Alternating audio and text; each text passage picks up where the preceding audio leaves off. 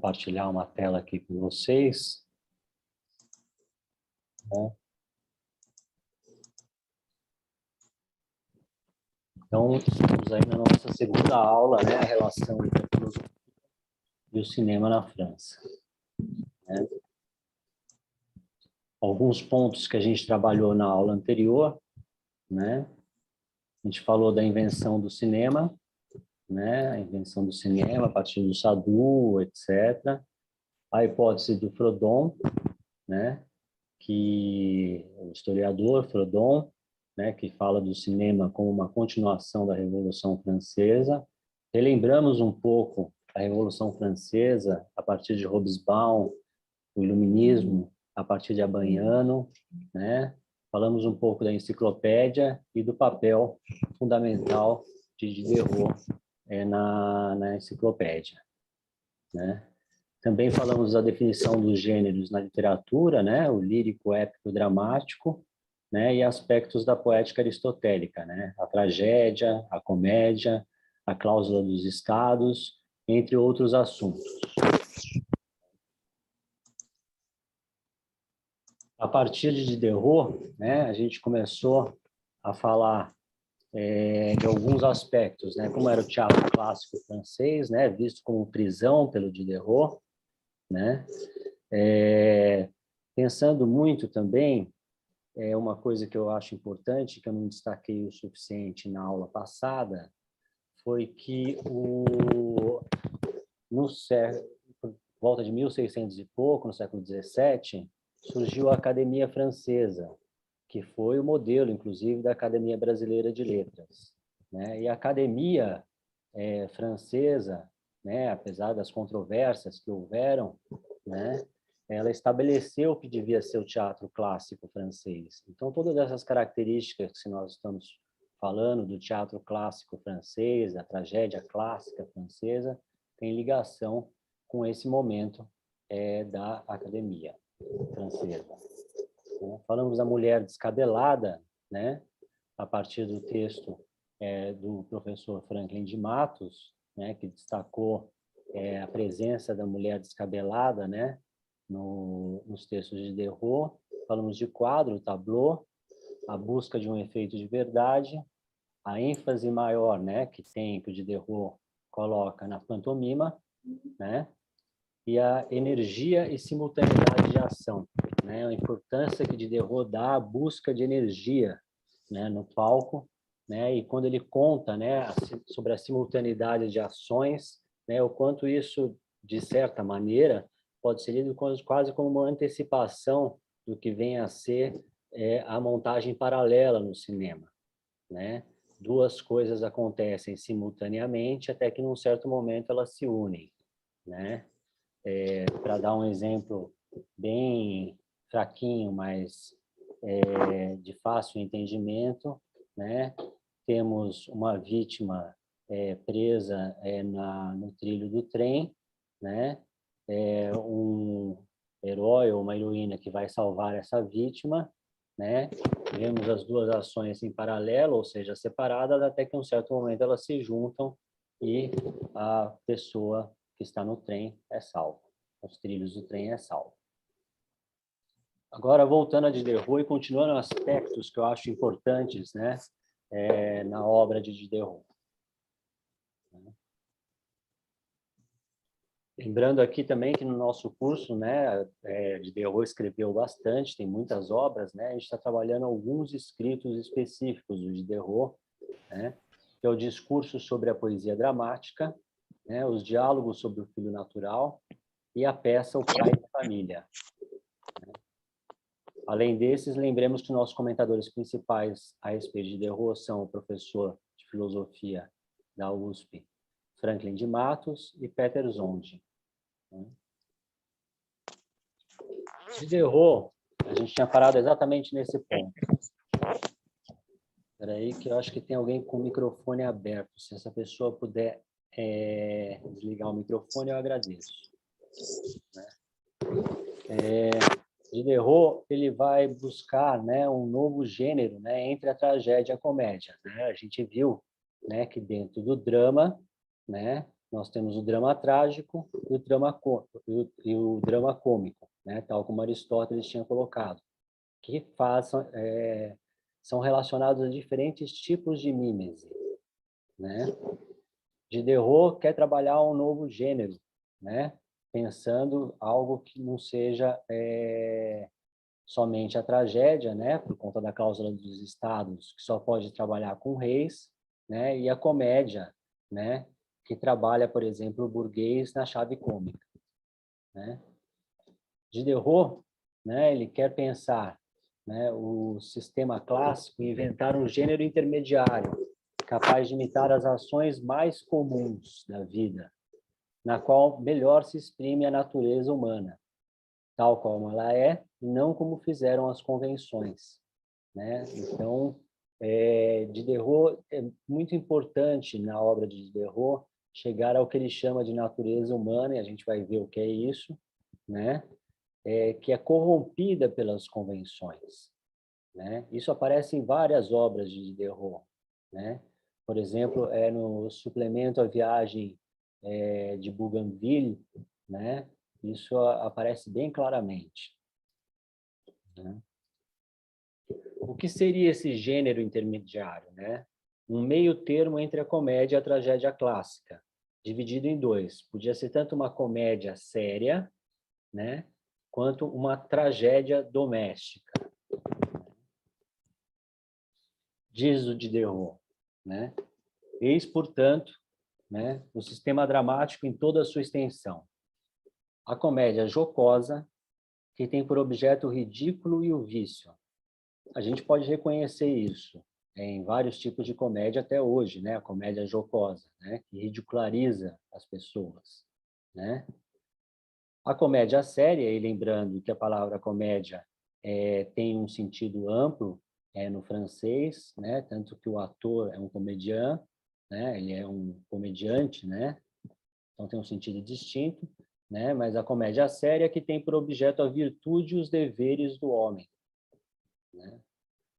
A tragédia doméstica, que teria por objeto nossas desgraças domésticas, né? E a tragédia propriamente dita, né, que tem por objeto as catástrofes públicas e as desgraças dos grandes personagens, né? Aí sim, né, os reis, rainhas, assim por diante. Já observem que na comédia séria e na tragédia doméstica entram outros personagens, né? Eles têm a possibilidade de estar no palco, né? É preciso dizer que Diderot não chegou a realizar suas propostas de forma acabada em suas peças, né?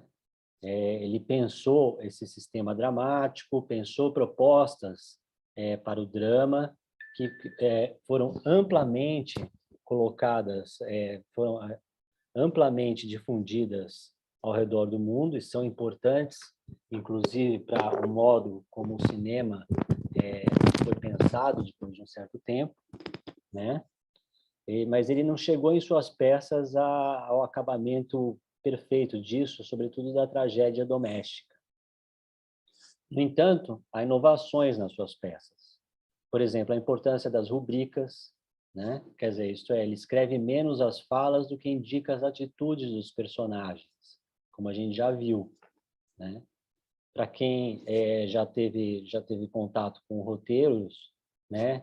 Aquela parte dos roteiros, né, onde descreve, né, como um roteiro tradicional, aquela parte dos roteiros onde descreve, né, o que o personagem faz, né, onde ele está, que ações realiza, né, menos que os diálogos, porque a gente já viu que Diderot achava que o teatro francês era muito falado, de fato ele era só falado, né? Era recitação de versos, né? A gente vai ver hoje mais algumas inovações, por exemplo, a escrita em prosa, né? Que é diferente do que era antes, que é a escrita poética, né? E não em versos como era na tragédia clássica francesa. Então, esse aspecto aqui da prosa, né? Ele, no discurso sobre a poesia dramática, né? Ele diz, eu já tinha me perguntado algumas vezes se o novo gênero, né, a tragédia doméstica, se poderia escrever em verso. e, sem saber muito por quê, havia respondido que não, né? A verdade do assunto não rejeitaria uma linguagem simetrizada? A condição dos personagens não seria próxima demais da nossa para admitir uma harmonia regular? Ou seja, para buscar esse efeito de verdade, esse efeito de realidade que Diderot almeja, né, é importante que os diálogos estejam colocados em prosa, porque, afinal de contas, nós não falamos em versos, né? Então, tem essa ideia, quer dizer, não numa linguagem simetrizada, não numa harmonia regular, né? Mas na prosa, na comunicação, tal como nós falamos no dia a dia, né? Outro ponto, né, que ele coloca também na sua teoria, né, relaciona-se a explicitar os sentimentos. Vão percebendo como tudo isso vai tendo consequências para o que eu chamei de cinema clássico, né, e que vou definir um pouco melhor mais adiante, né? Vão pensando isso em filmes também, né? Outro ponto a ser destacado na proposta de gênero de Diderot tem relação com a valorização dos sentimentos e das paixões. Trata-se de deixar o discurso mais flexível ao estado psicológico dos personagens, fazendo uso da musicalidade caso necessário. Por exemplo, Dorval. Dorval é um alter ego, né, do Diderot, como a gente já viu, né? Propõe que se possa compor musicalmente uma fala de Clitemnestra e Ifigênia, de Racine, que a gente já viu também, dando-lhe uma musicalidade mais próxima dos sentimentos. Quer dizer, não há vergonha dos sentimentos, não são os sentimentos e as paixões domados pela razão, né? Domados pela harmonia regular do verso, né? Domados pela simetria dos versos, né? Mas sentimentos e paixões de tal modo que isso tem um efeito sobre o espectador, né? Não se esconde isso, né? E nós já tínhamos falado também o quanto para os iluministas, né, a questão das paixões está presente, né? Como a razão ela não é onipotente, existe as paixões dentro do universo do ser humano, né? Vejamos agora o trecho citado pelo um trecho de Racine, né? Isso é o momento que Clitemnestra vê a faca do executor levantada sobre sua filha, né? Vamos ver como é que é, quer dizer, uma tradução aqui, né, do Racine, né? E uma tradução em versos, né, feita. Nesse instante, ó céu, ó mãe infortunada, minha filha de grinaldas coroada, a garganta abandona as facas preparadas. Parai, selvagens, esse é o sangue puro do Deus que os trovões governa. Ouço estalar o raio, sinto a terra que estremece. Um Deus vingador, um Deus que faz ouvir seus golpes. Então, quer dizer, temos aí, como é em Racine, né? Aí Dorval diz, né? Não conheço versos ou situação mais apropriada à música. O estado de Clitemnestra deve arrancar-lhe das entranhas o grito da natureza, né? Essa busca do que é natural, né? Não o que está nas convenções, né? E o músico o levará aos meus ouvidos em todas as nuances. A área começa em parai, selvagens. Que o músico declame o parai, selvagens, de tantas maneiras quanto lhe aprouver, com ímpeto, parai, parai, selvagens. Né? Então, uma ênfase na musicalidade, né? E isso será muito importante, né, para o que a gente vai ver do melodrama, né, em que a música, né, ajuda a levar os sentimentos, ajuda a carregar os sentimentos, né? E isso será muito importante no cinema clássico, de modo geral, quer dizer, no cinema em geral, mas no cinema clássico, estou falando do cinema aí já falado, né, e clássico no sentido, como eu disse na primeira aula, para resumir um pouco, né, o cinema que se ensina na classe de aula, né, clássico não no sentido da antiguidade clássica, né, é o cinema que a gente vê no Netflix, é o cinema que a gente vê nas salas de cinema de entretenimento, blockbuster, né, Então, quer dizer, a musicalidade para criar efeitos de sentimento, né? O quanto que isso é importante, né? O que seria, por exemplo, para usar um exemplo blockbuster, né? O que seria do Tubarão, de Steven Spielberg, sem aquela música do John Williams, né? Talvez um peixinho muito menor, né? Para citar outro exemplo, blockbuster, né? Do mesmo diretor, o Steven Spielberg, né? O que seria das bicicletas que começam a voar em ET, né? Se a música não levasse-nos conosco, né? Então, a música é muito importante para que se chegue, né? Para que se toque os sentimentos, né? Há quem diga, inclusive, porque a música, né? Ela não passa tanto pelo racional, né? A imagem, ela muitas vezes ela nos toca a inteligência, há quem diga isso, né? Ao passo que a música nos toca a sensibilidade, né? O som, de modo geral. Filmes de terror também trabalham com isso, né? Muito do medo criado num filme de terror, né? Provém do som, né? Diderot propõe uma relação com a musicalidade que seja capaz de dar conta da variedade de sensações, de modo a expor a realidade específica da situação de Clitemnestra. Como diz o filósofo, o estado de Clitemnestra deve arrancar de suas entranhas o grito da natureza, né? Esse grito da natureza, que a arte não está autorizada a harmonizar, que deve estremecer o palco do teatro imaginado por Diderot, é, em última instância, o objetivo por conta do qual ele renuncia à tradição clássica do drama, né? É em busca desse grito da natureza, né? Esse estremecimento do palco, né? Aqui eu estou seguindo o nosso comentador Peter Zonde, né? Que na sua teoria do drama burguês fala sobre Diderot. Grito da natureza, né? O que vem a ser isso, né? O humano universal, crença decisiva da ideologia burguesa revolucionária do século XVIII, aparece nos exemplos de Diderot, né? A rainha, né, que esquece que é uma rainha, que é o caso de Clitemnestra, né, diante da possibilidade da morte, né, da sua filha, ela esquece que ela é rainha, né? A dignidade da expressão da camponesa, né, que a gente viu, né, aquela camponesa que falou para que o marido fosse à casa dos familiares, e na casa desses familiares o marido foi morto, e aí ela foi visitar esses familiares posteriormente, viu o marido morto, e aí o personagem falado por Diderot encontra essa mulher aos prantos, né? Quer dizer, e vê uma dignidade na expressão, na maneira como ela se comporta diante da morte do marido, né? Que poderia bem estar numa personagem de posição social superior, quer dizer, é um humano universal, né? Que é uma crença decisiva desse tempo, que está em reis e rainhas, que está na camponesa, enfim, humano universal, né?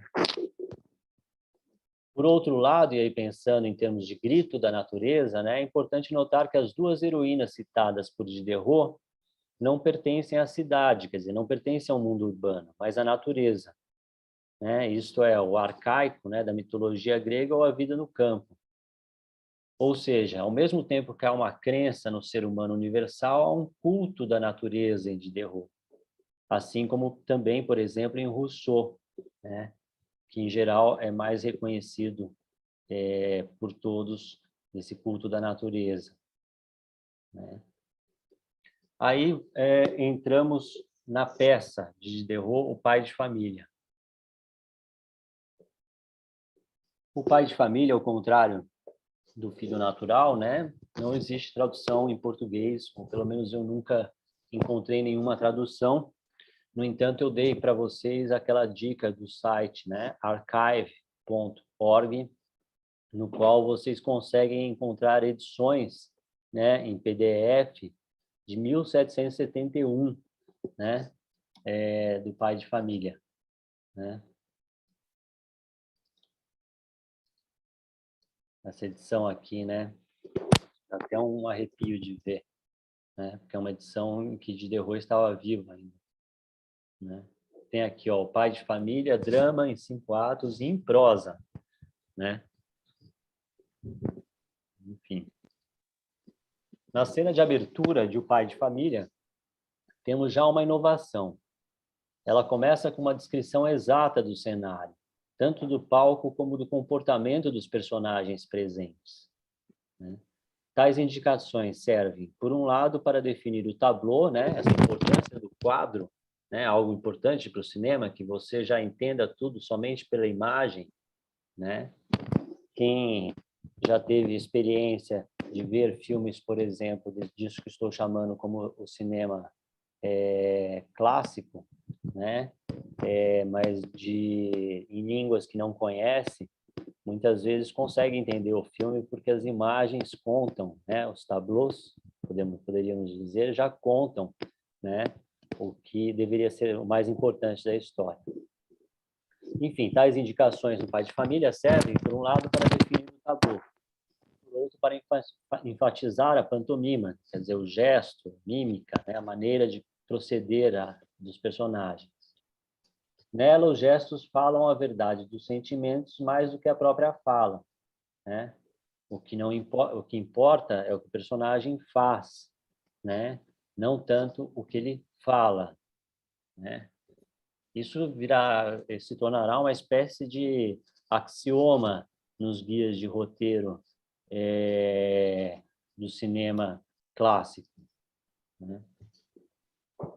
As indicações para o gesto dos personagens nessa primeira cena correspondem exatamente à definição de um tableau por Diderot. Isto é, e ele é uma definição do próprio Diderot, né? Uma disposição dos personagens sobre o palco tão natural, vejam vocês, que a gente acredita, né? Tão natural e tão verdadeira que, se fielmente reproduzida por um pintor, aprazeria sobre a tela. Quer dizer, é uma composição, é um quadro, mas é um quadro composto, né? Onde a posição de cena de cada personagem está bem colocada e o que eles vão fazer, né? Só depois dessa representação muda inicial é que saem as primeiras palavras da peça, né? Entre a cena final, né? Tem alguém com o microfone ligado, se puder desligar, só para não precisar sair aqui e desligar, eu agradeço. Entre a cena inicial e a cena final, teremos uma trajetória, né, nessa peça, O Pai de Família, que conduzirá à glorificação de uma família que reencontrou a harmonia e se regenera. No início, né, as primeiras cenas desenham a família em perigo, em um estado vulnerável, em desordem e desintegração, né? Existem dois motivos. Se puder desligar o microfone, eu agradeço. Existem dois motivos para tal situação, né? A ausência do filho e a presença do cunhado, né? São dois motivos que essa família está em desordem e desintegração, né? Pensemos na ausência do filho, né? O motivo na peça para a ausência do filho é novidade na história da comédia e da tragédia, né? Se estivéssemos numa tragédia clássica francesa, o rei ou soberano perguntaria sobre o príncipe, porque suspeita que ele tenha se unido aos inimigos e cobice o seu trono, né? Quer dizer, então é um outro motivo aí, né? Temos os sentimentos na peça de Diderot, né, do pai em relação ao filho, né? Então, quer dizer, é diferente, né? Não é um rei que está preocupado, né, que seu filho sumiu e esse filho poderá tirá-lo do trono, assassiná-lo, etc. Quer dizer, é uma questão de sentimentos, né? Isso é uma novidade no teatro, né, francês. Outro exemplo de inovação, né? Antes a lei estilística da comédia proibia a simpatia por um pai burguês. É diferente em Diderot, né? Quer dizer, o burguês aparecia dentro da comédia jocosa, né? Esse pai burguês, ele apareceria dentro da comédia jocosa. Não, aí não, ele aparece e você tem compaixão, sente compaixão pelos sentimentos do pai, né, que vive com aquele filho e por algum motivo aquele filho está ausente, né? Temos assim um exemplo da sentimentalidade do século XVIII na simpatia pelos caracteres antes tratados comicamente. Em O Pai de Família, um dos mais significativos dramas sentimentais da época é a abolida distância cômica em relação ao burguês. A família não é vista de fora, mas constitui agora a realidade inteira do drama, né? O cômico, muitas vezes, para você fazer o cômico, ele pressupõe uma distância, né? No qual você se afasta dos personagens para você poder ridicularizá-los, né? Cômico pode ser aquilo que você encontra de ridículo em si mesmo, ou que você encontra de ridículo nos outros, mas ele envolve um certo afastamento, né? Uma espécie de feiura, né? Como diria Aristóteles, né? Mas que não causa devastação, né? Visto pela perspectiva da tragédia tradicional ou da comédia tradicional, a origem do drama burguês, que é o que nós estamos vendo, né, no Pai de Família, pode ser assim ser entendida como uma mudança na realidade social, quer dizer, uma nova forma de organização da sociedade, mudou a sociedade, né? Ou com uma mudança de ótica, né? Uma mudança formal dentro do teatro, né? Isto é, a anulação da distância cômica, que também formaliza ela própria um processo social. Quer dizer, tanto do ponto de vista do conteúdo e da forma, mesmo que a gente só separe os dois abstratamente, né, há uma mudança. E isso é visível no Pai de Família do Diderot, né? Ao mesmo tempo, é importante sublinhar que os heróis dos dois dramas burgueses de Diderot, né, o Pai de Família, né, e o Filho Natural, não são burgueses, né, os personagens, né, os heróis. Eles são da baixa aristocracia, né? Mas, por exemplo, a vida que essa baixa aristocracia que o Pai de Família leva, né, é uma vida burguesa. Isto é, ilustra uma figura concreta da pequena família patriarcal, né? Em outras palavras, mesmo que eles não sejam burgueses, eles agem como burgueses. E isso será importante do ponto de vista da identificação entre plateia e personagem, né, a respeito da sua condição, né? É mais fácil o burguês na plateia se identificar com um homem que se porta como um burguês do que com um rei, né? Essa é uma ideia desse teatro, né? O que é a pequena família patriarcal, né? Tal como aparece aí definida, né? Segundo Habermas, né, filósofo de máxima importância, né, a pequena família patriarcal se consolida como tipo dominante em camadas burguesas, resultando das transformações da estrutura social que se preparam há décadas no século XVIII com a Revolução Capitalista, né? Então, é a partir dessa ideia da pequena família patriarcal e que é vista no palco em Diderot. E aí eu vou prosseguir com uma citação do Habermas para vocês entenderem esta mudança do ponto de vista social, né? A aristocracia urbana, particularmente a da capital francesa, dando medida para o restante da Europa, né, a aristocracia urbana, mantém distante a casa e desaprova a intimidade da vida familiar burguesa. A sucessão de gerações e, ao mesmo tempo, a sucessão hereditária de privilégios é garantida suficientemente pelo nome. Para isso, não é preciso nem a administração comum da casa por parte dos cônjuges, né, que com bastante frequência habitam o próprio hotel e que em certos períodos se encontram na esfera extrafamiliar do salão mais amiudamente do que no círculo da própria família. Quer dizer, essa aristocracia urbana, né, eles se encontram mais no salão do que na próprio círculo familiar, né? Diz Habermas, a amante é uma instituição e é sintomático que as relações da vida social flutuantes, apesar de rigorosamente convencionalizadas, só raras vezes permitem uma esfera privada no sentido burguês. A intimidade lúdica, né?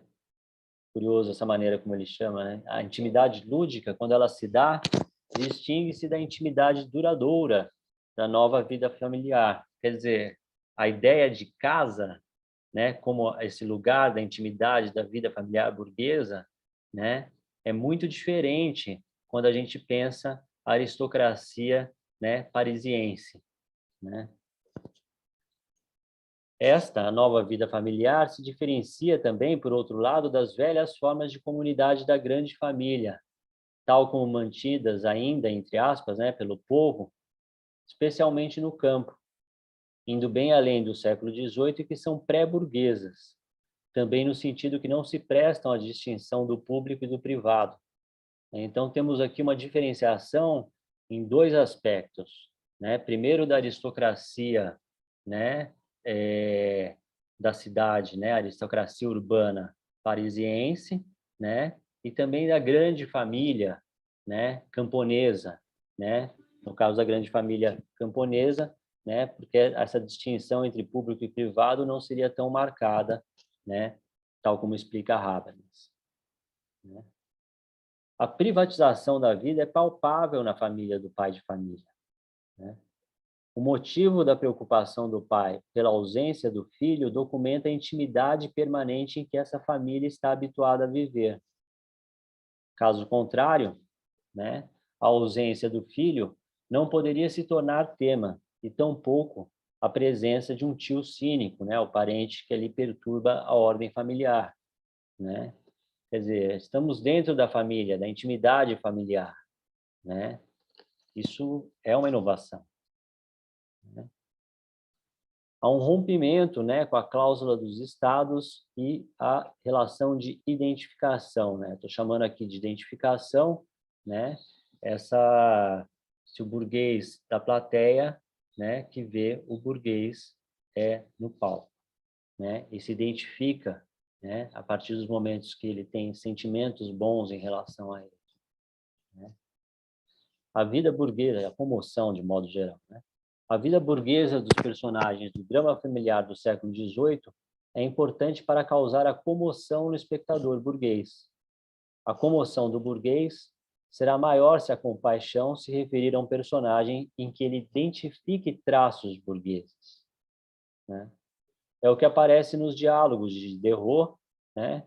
Quando se pergunta se a tragédia doméstica nos interessará, né? Porque num certo momento nesses diálogos perguntam, ué, mas será que se a gente fizer um tipo de tragédia doméstica, isso vai interessar? Isso realmente vai nos interessar, né? E aí cito Diderot, a resposta, ela é mais próxima de nós. É o quadro das infelicidades que nos cercam.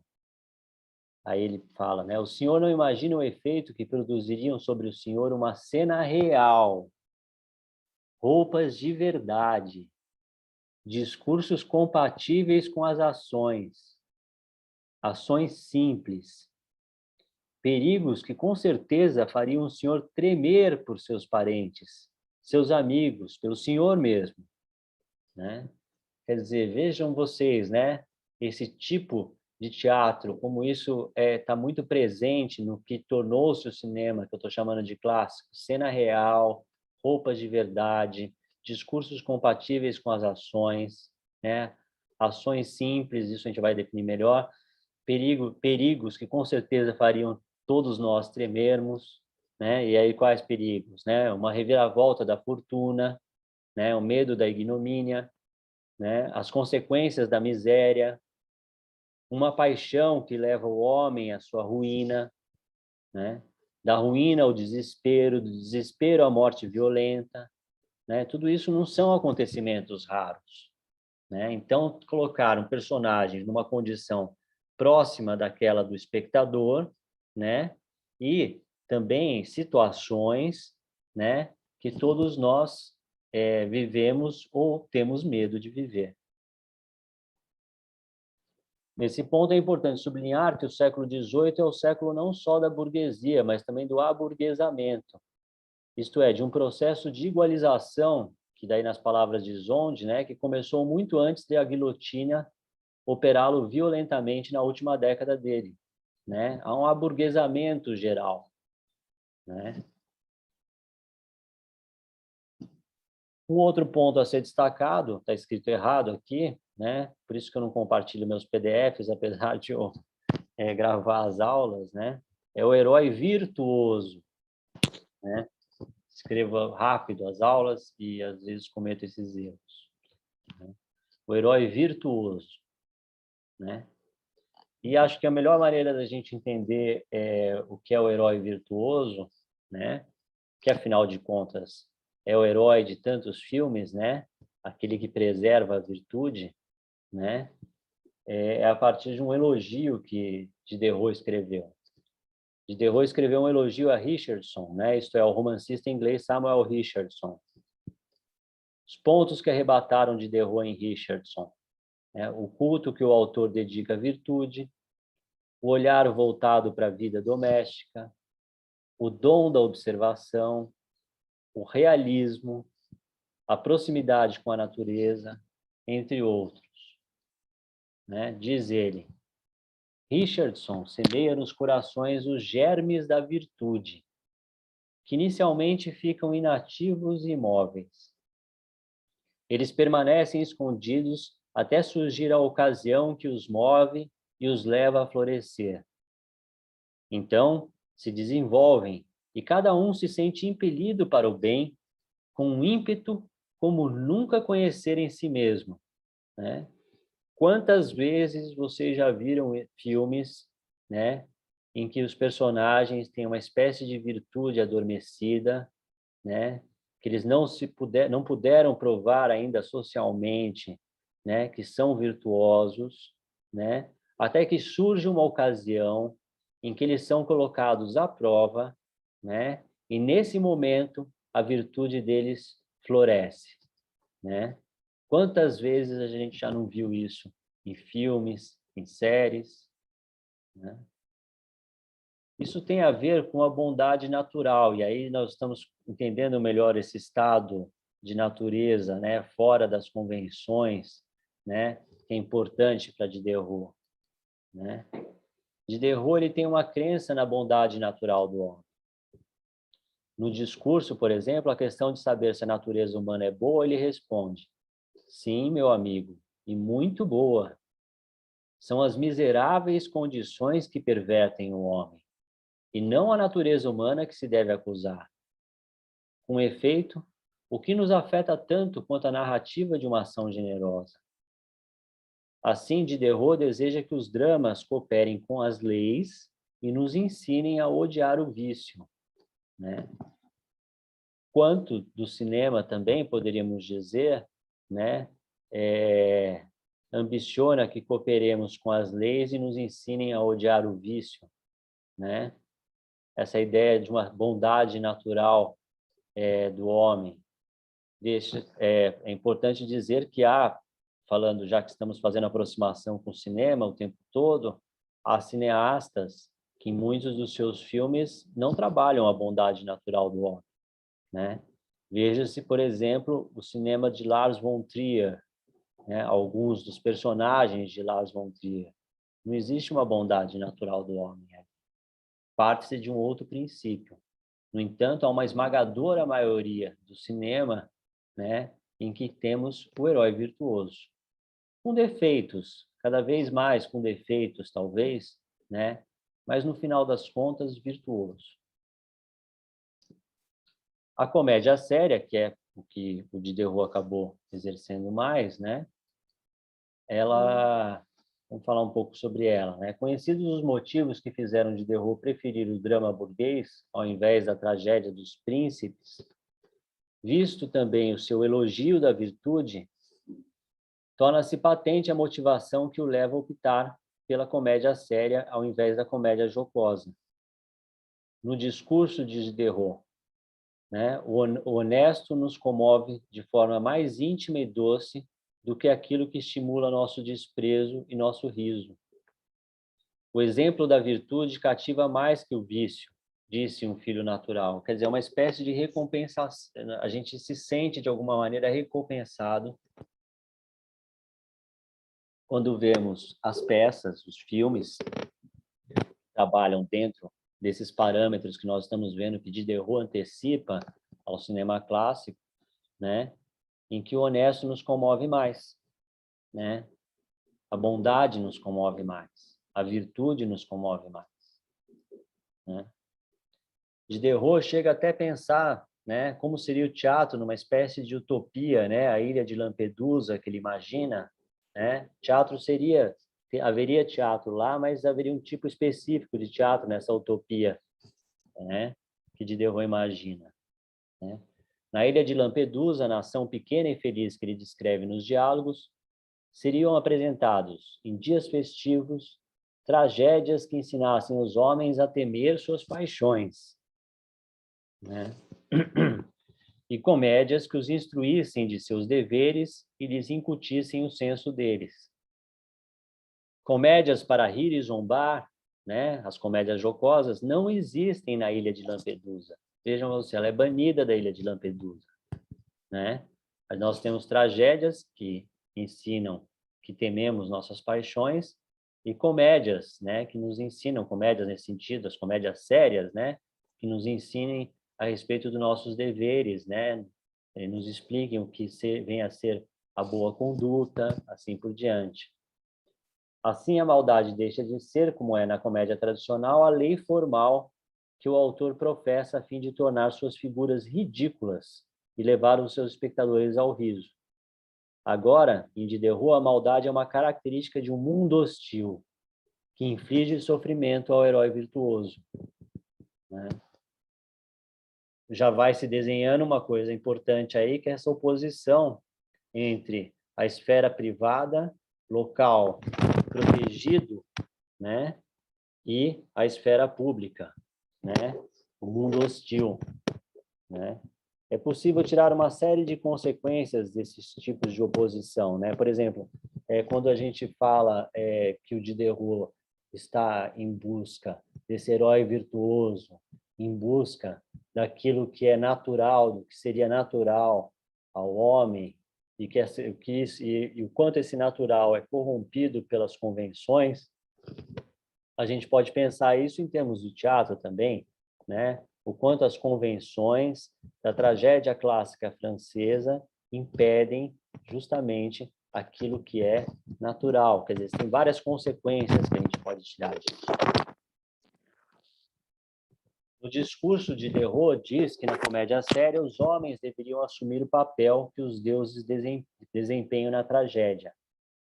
A fatalidade que ocorre na tragédia corresponde à maldade humana que ocorre na comédia séria.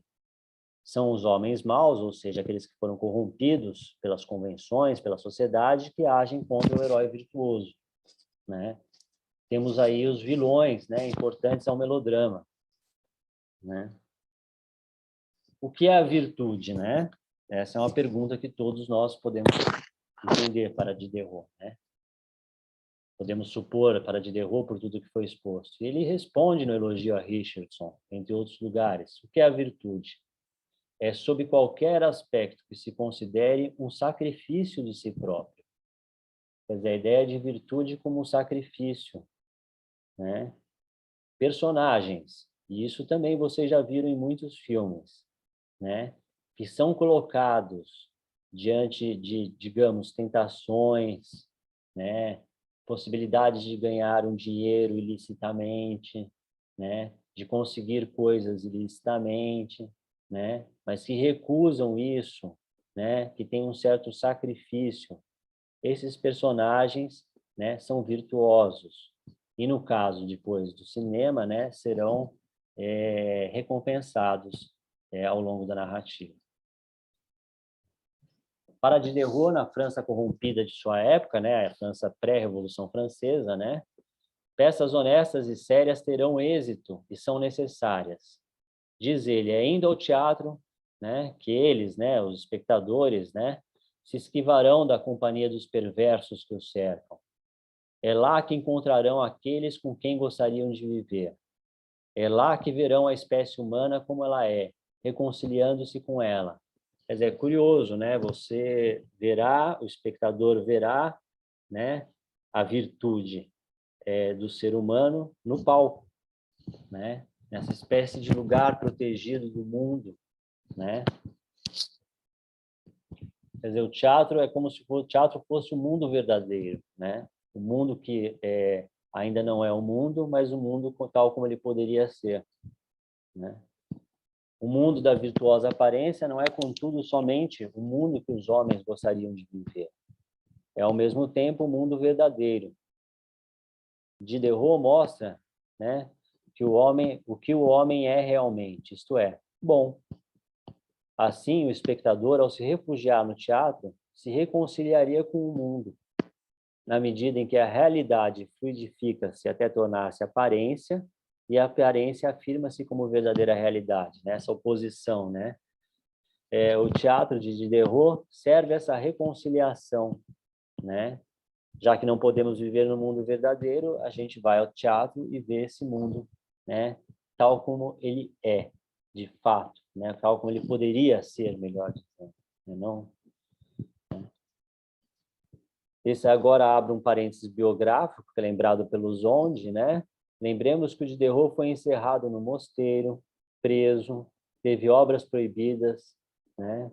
Ou seja, na sua vida ele tinha motivos de sobra para crer na vileza, né?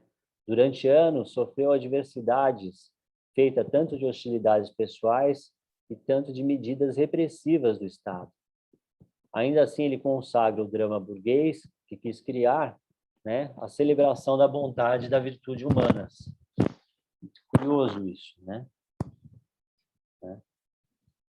Havia, como vimos, né, a consciência, aí saindo da biografia, desse breve parênteses biográfico, havia, como vimos, né, a consciência de que, né, esse tipo de teatro, né, consciência de não afetar com isso as situações reais, de que esse teatro seria um modo de fugir dos perversos que estão fora do teatro. No entanto, a utopia que o espectador deve encontrar sobre o palco, né, os homens com quem gostaria de viver, os seres humanos com quem gostaria de viver, já tem ou poderia ter sua realidade, né, e isso se pressupõe a partir do pai de família, no âmbito estreito da família, né? Dias de Diderot: as pessoas de bem são raras, mas existem. Aquele que pensa de outro modo acusa-se a si próprio, mostrando como é infeliz junto da mulher, dos pais, dos amigos, dos conhecidos que tem. Ou seja, a família já é uma espécie de utopia possível, né? De Diderot, né? Em outras palavras, entre as quatro paredes, né? Entre as quatro paredes, o homem pode ser feliz. Se não é feliz, tem de repreender a si mesmo por isso. Ou seja, a pequena família burguesa, em oposição à grande família feudal, introduz uma separação entre o público e o privado, que tem sua essência no isolamento de um espaço privado em relação à esfera pública, ou seja, também em relação ao Estado e à política. Para Diderot, isso é uma garantia de felicidade. Ou seja, vive-se, na época de Diderot, ainda, né, sobre o antigo regime, né, anterior à Revolução Francesa, né? Então, quer dizer, se a esfera pública não permite, né, a felicidade, a esfera familiar, pensada como pequena família burguesa, como a gente viu, ela promete, né, a felicidade. E haverá uma quantidade grande de dramas, comédias sérias, né, melodramas, filmes, né, em que tem sempre essa oposição, né, entre o lar feliz, né, contra o mundo hostil, né? Vocês também já terão visto dezenas de filmes, séries, novelas, assim. Portanto, é uma espécie de defesa da família em Diderot, né? Ao reduzir em o filho natural e o pai de família a realidade do teatro, a intimidade da família, ao limitar na praxis dramática a reprodução das relações da família entre si, Diderot faz a tragédia doméstica e burguesa, né, a exposição e a defesa da pequena família burguesa e sentimental como utopia real. No isolamento dessa, o burguês, desprovido de direitos, pode esquecer sua impotência diante da monarquia absoluta e, apesar de tudo, certificar a impressão de que a natureza humana é boa. Quer dizer, a natureza humana é boa, né? Isso é comprovável dentro da família burguesa, ou como veremos em outros escritos de Diderot, né? Em povos que ele considera não corrompidos pelos costumes, né? Assim por diante. Peter Zond diz que essa defesa da família, né, nada depõe sobre a postura política de Diderot, e eu acho que também nada depõe contra todas as inovações do teatro de Diderot que a gente viu, né, os diálogos em prosa, a importância do tableau, né, embora diga algo sobre as implicações políticas e sociais do seu drama burguês, de fato, né? Por outro lado, se há essa defesa da família, também há uma questão que existe uma força crítica, né? Sobretudo nesse momento, século XVIII, né? Que também é importante sublinhar, né? Na França do Antigo Regime, se seguirmos Diderot, a virtude aparece como algo privado, com que o burguês se consola, fugindo das intrigas e da malignidade do mundo para suas quatro paredes. No entanto, na medida em que a virtude é plantada pelo filósofo na natureza do ser humano, na natureza do homem, nasce dela uma força crítica e antecipadora da Revolução Francesa, que transformou a monarquia absoluta em antigo regime. Quer dizer, essa virtude plantada no homem será importante dentro do ideário que conduzirá à Revolução Francesa. Então, tem uma força crítica, né, que é importante sublinhar, né? Um outro mundo, né? Se pergunta também o quanto seria possível, né, existir esse tipo de teatro, né, um teatro, a tragédia doméstica, né, tal como Diderot descreve no seu discurso, né, sobre a poesia dramática, tal como ele descreve nos diálogos sobre o filho natural, né? Seria de se pensar aí se seria possível, né, a tragédia doméstica, e por isso se coloca que ele também não escreveu exatamente tragédias domésticas, escreveu comédias sérias, né? Nos diálogos, né, após escrever, cito aqui o professor Franklin de Matos, né, nos diálogos, após escrever a cena da perseguição de Orestes, né, aquela cena das fúrias, né, que a gente viu na aula passada, né, eram duas cenas, né, as fúrias que sentem o cheiro de sangue, né, e Orestes, né, ali diante da estátua, né, que depois se converte numa cena só, né, a cena da perseguição de Orestes, né, apareceu algo aqui. Diálogos, após escrever a cena da perseguição de Orestes, ele se põe a imaginar um exemplo doméstico e comum que seria possível hoje, né? Como fazer isso hoje, né?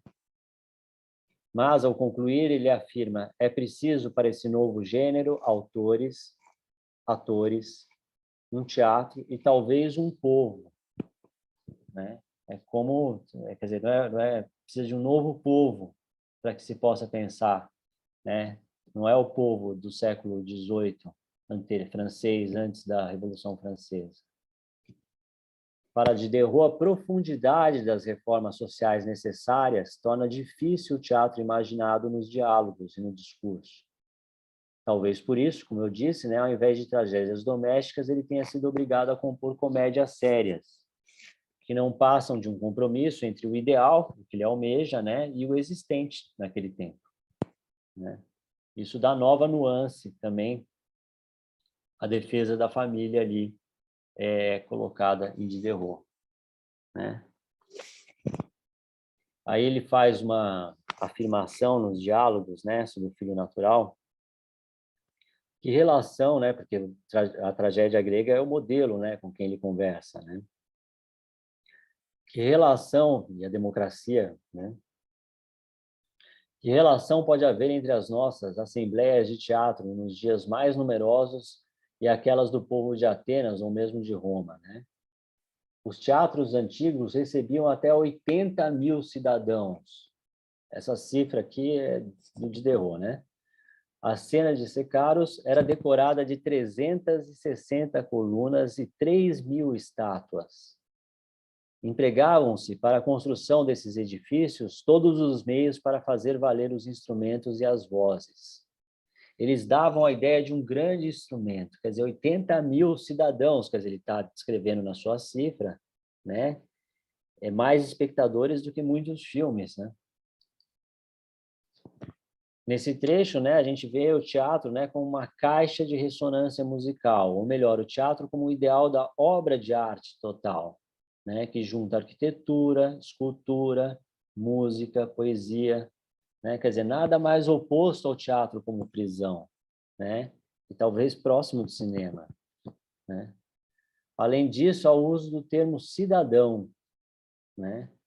Não haviam espetáculos públicos na França de Diderot porque faltariam cidadãos públicos no sentido, né, de uma república, né? Falta uma república. A tragédia, né, supõe o gênio republicano, né, para Diderot, ao passo que a comédia jocosa, que poupa os grandes e despreza os inferiores, é própria do caráter monárquico, diz o filósofo no discurso. Coisa para pensarmos até hoje, né? O quanto que determinados tipos de comédias jocosas, né, que não ridicularizam os que têm poder, mas ridicularizam aqueles que não têm poder, né, não são próprias, né, de estruturas monárquicas. A retomada da tragédia só será possível para Diderot quando forem restaurados a liberdade e os costumes. Como afirma Versini, se o drama burguês é o teatro do século XVIII, é porque essa etapa é necessária, porque o estado da sociedade ainda não permite o retorno do gênero democrático por excelência, a tragédia, né? Isso ali colocado para a gente pensar o Diderot, né?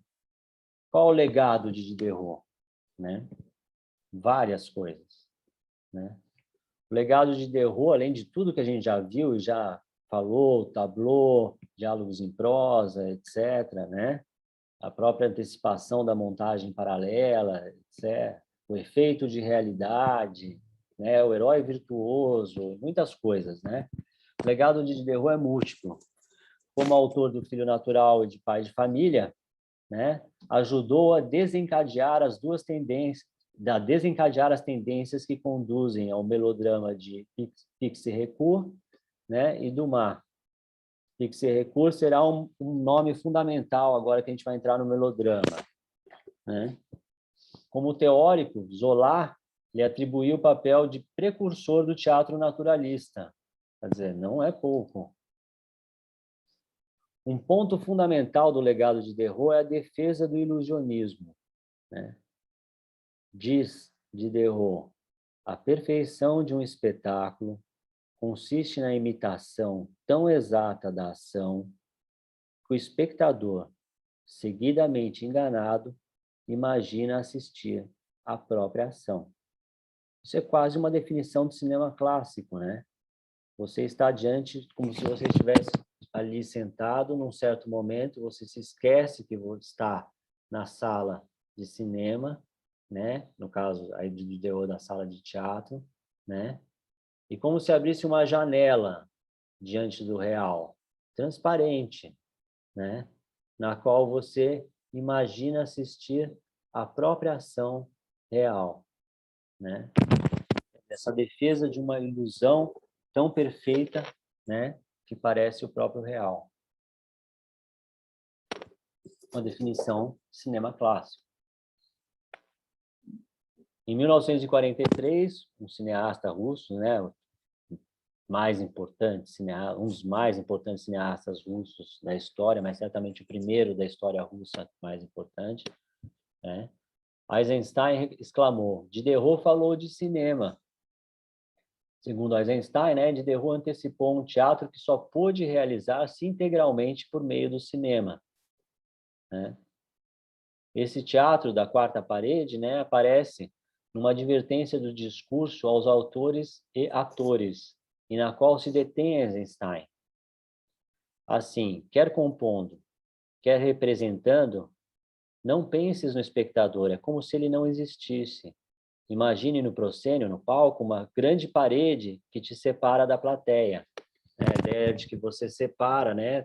Está vivendo o drama entre quatro paredes, uma dessas paredes, né? É como se torna transparente e você tem acesso como espectador direto ao que está ali acontecendo. Cinema. Além do quadro, né? O tableau, né? O Eisenstein também fala sobre a montagem, né?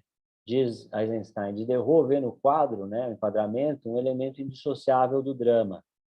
Mas, do mesmo modo, ele vê no sistema da montagem a intensificação da ação pela qual o poeta transtornaria os espíritos e provocaria nas almas o tumulto e o pavor, né? De fato, o encadeamento do drama é muito importante, né, em Diderot, né?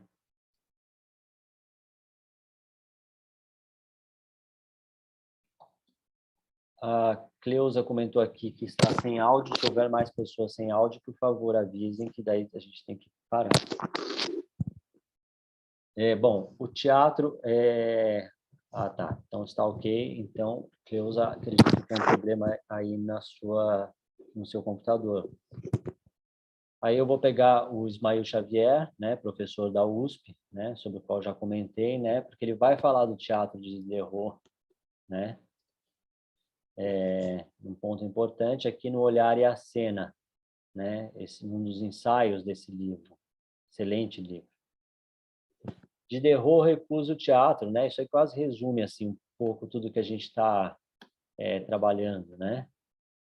Diderot recusa o teatro que fazia da apresentação da tragédia clássica francesa um desfile de atores estáticos, empenhados em declamações, a seu ver, enfadonhas, porque apoiadas exclusivamente no efeito da palavra.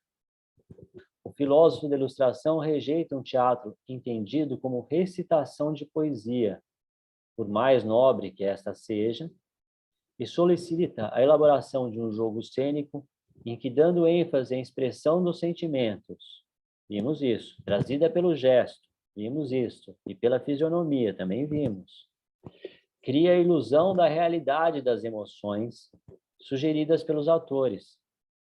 Faça palpável aqui e agora o conjunto de situações vividas pelos personagens. Diderot quer ação no palco, reprodução eficaz da vida em todas as dimensões, especialmente aquelas que se dão para o olhar. A teoria e a prática de Diderot a respeito de um novo teatro implicam, entre outras mudanças, a apresentação dos sentimentos tais como se fossem vividos naturalmente, um ir além da apresentação convencional, indireta, das paixões, método que vê como próprio do sistema de representações ao gosto do aristocrata do antigo regime, né? Essa apresentação indireta das paixões, né? Coisas dos reis e rainhas. Tal como em outras dimensões da experiência, a cultura burguesa reivindica aqui a natureza contra a convenção. Não teme o sentimentalismo e chega ao lacrimoso do drama como lugar da afirmação das disposições naturais da paixão sincera, do mundo privado, das relações familiares, agora não atadas ao jogo do poder do Estado, como na tragédia clássica francesa. Isso será importante para uma espécie de consolidação de uma espécie de indústria cultural em Paris no século XIX. Né? A concepção de uma apresentação cênica que fosse ilusão de realidade, com ação no palco e reprodução eficaz na vida, para ficarmos nos termos usados pelo professor Ismael, se consolidará ao longo do século XIX numa espécie de indústria cultural do teatro em Paris, que nós vamos falar agora.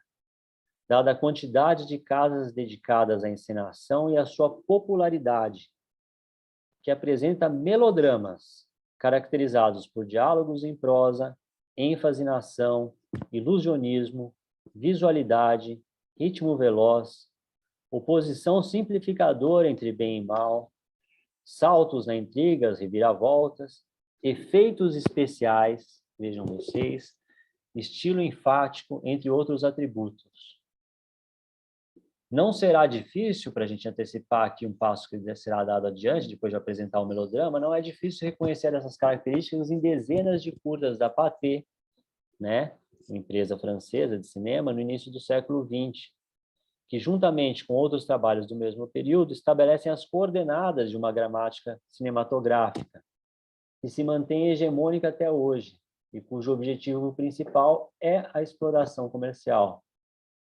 Assim, é possível ligar as luzes, mais especificamente de Diderot, e a invenção dos Lumière, né? Nós falamos Les Lumière e os irmãos Lumière, né? No caso, num vínculo que explicita os aspectos contraditórios do processo de racionalização derivado das luzes, né? Por um lado, né, a gente viu, né, quer dizer, a ênfase da razão, né, permite, né, um estudo científico do processo da visão, a técnica do registro de movimento, isso a gente viu no início da aula anterior, né?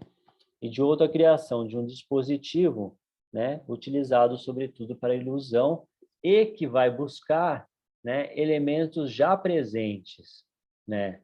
Primeiro nessa teoria de Diderot e depois, como a gente vai ver agora, no momento mais de história da nossa aula, mas que eu acho importante para que a gente chegue de novo, volte à filosofia, né, nós vamos ver no melodrama, né? Então, vamos falar agora de melodrama. Deixa eu interromper esse compartilhamento, né, e fazer e abrir aqui um novo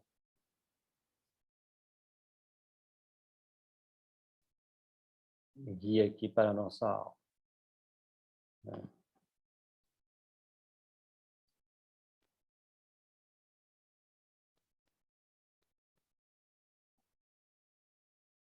Melodrama.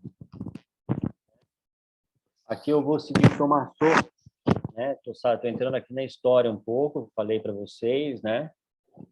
Que tem justamente esse livro editado no Brasil, pela Perspectiva, né? O Melodrama. Ele vai falar do melodrama francês, né? A palavra melodrama traz ao pensamento, né, a noção, né? Pra vocês verem meus erros aqui, gente.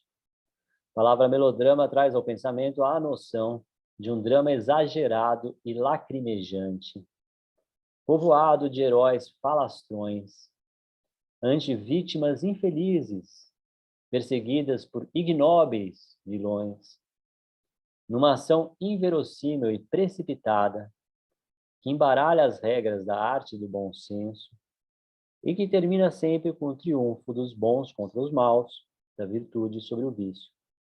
Esse esquema, se não é inteiramente falso, é por demais simplificador, né? A gente pode... o melodrama é um gênero teatral, né, localizável historicamente entre 1800 e 1914 na França, que privilegia a emoção e a sensação. Sua preocupação é fazer variar as emoções com a alternância entre cenas calmas ou movimentadas, alegres ou patéticas, né? Patos, no sentido que a gente tinha falado, né? Nele privilegia-se a ação espetacular e deixar os nervos à flor da pele. Estamos vendo aqui muito de cinema, né? Com o melodrama, a sala de teatro muda de função. Não é mais um palácio de espelhos, onde uma sociedade se dá em espetáculo a ela mesma, mas o local de comunhão, uma ilusão teatral completa, que beira a fascinação. Cinema, né? Não há uma estilização dos diálogos. A intriga do melodrama não almeja ser bem escrita, mas bem descrita. Vejam vocês, né? A descrição da pantomima, né? Que já está presente ali em Diderot, né? já foi considerado uma empreitada deliberada da burguesia para doutrinar e moralizar o povo. Um julgamento que vale para certas épocas, né? E talvez para certos filmes. De fato, pratica uma moral convencional, mas também veiculou ideias políticas, sociais, socialistas, humanitárias, apoiando-se na esperança do triunfo das qualidades humanas sobre o dinheiro e o poder. Nós podemos também ver um cinema atual, né, herdeiro do melodrama, pensado aí quase como um metagênero, né, um gênero dos gêneros, né, dentro do cinema, né, mas ainda assim com características de melodrama, né,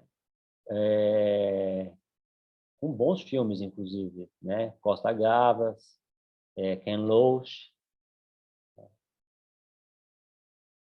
Muitos dos opositores do melodrama atacam-no por ser um teatro popular, por ser um gênero que se separa do literário, ou ainda por vê-lo como uma degenerescência da tragédia, né? Aspecto democrático também, né? Para Thomason, né, a influência da tragédia pode parecer lisonjeira aos autores e ao público do melodrama, né? Para o autor, né, parece mais próximo de aspecto das teorias do drama burguês, de Diderot. Por exemplo, no que se relaciona a um teatro onde a virtude gozará um triunfo, né? O herói virtuoso. Ele faz as antecedentes e a origem, né, não só ligadas, né, ao termo melodrama, né, inicialmente, né. A palavra melodrama nasceu na Itália, né, no século XVII, né, designava então um drama inteiramente cantado, né. Na França, apareceu apenas no século XVIII. Em 1762, né, Laurent Garçon escreveu uma dissertação sobre o drama e a ópera, quer dizer, ainda não é exatamente o que a gente está falando de melodrama, Tratado do Melodrama. Em 1775, olha lá, outro iluminista, né, Rousseau utilizou-a para falar do seu Pigmalião. Em 1795 já aparece, né, como para designar a pantomima muda, né, ou dialogada, e o drama de ação. Há mais ocorrências da palavra antes daquele que será considerado o primeiro e verdadeiro melodrama, né? Coeline ou L'Enfant du Mystère, né? De 1800, quer dizer, já é pós-Revolução Francesa, né? Nós temos o primeiro melodrama. O autor desse melodrama é aquele que eu falei para vocês chamarem, né? Para vocês prestarem atenção, né? É Pixérécourt, que tornou-se conhecido pela precisão de suas rubricas, né? Vejam vocês, por supervisionar as encenações, fazendo exigências aos técnicos e atores diferente do que se fazia até então. O próprio termo mise-en-scène, né, que é importante depois para a história do cinema, né, pôr em cena, né, literalmente colocado, né, nasce, aliás, da época do melodrama. Em 1828, inventa-se, inclusive, uma nova musa, né, Cenez, né. Pixérécourt não usa o termo melodrama para sua obra coelina, são os críticos que a utilizam, mas depois, de 1802, ele adotará o termo. É um autor que reconhecia escrever para aqueles que não sabem ler, né? Não importa, é um tipo de teatro, né? Muitas vezes caracterizado pela pantomima, como a gente viu, né? E ele é escrito para aqueles que não sabem ler, né? Aí diz um testemunho desse ator, e que eu acho interessante, né? Embora já falamos um pouco disso, né? Que Pixérécourt não era apenas o autor de suas peças, mas ele ainda desenhava os figurinos, fazia o plano dos cenários, explicava ao maquinista, né, um técnico de teatro, como executar os movimentos. Cena por cena, ele dava aos atores indicações sobre seus papéis. Suas obras ganhariam muito se ele pudesse interpretar todos os personagens. Quer dizer, além de tudo, atuava, né? E bem.